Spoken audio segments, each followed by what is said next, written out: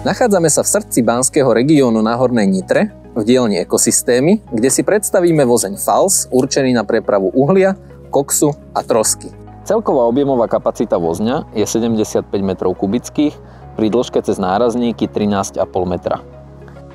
Vďaka hmotnosti 27 tón má vozeň celkovú únosnosť na tratiach kategórie C až 53 tón.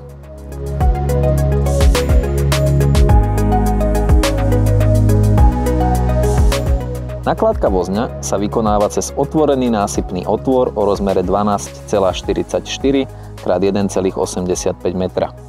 Na oboch stranách vozňa sú umiestnené dve výsypné klapky o šírke 5,2 metra, umiestnené 85 cm nad temenom kolajnice. Vykládka je riadená z plošiny prostredníctvom trojcestného ventilu pri použití maximálneho tlaku 5 barov.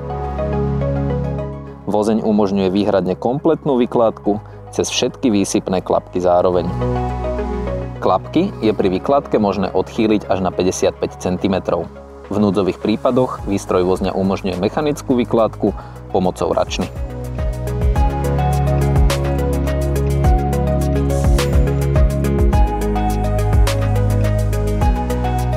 Vozeň je na požiadanie možné vybaviť LL klátikmi. Vozeň je vybavený brzdovým systémom DACO s vretenovou ručnou brzdou ovládanou z plošiny.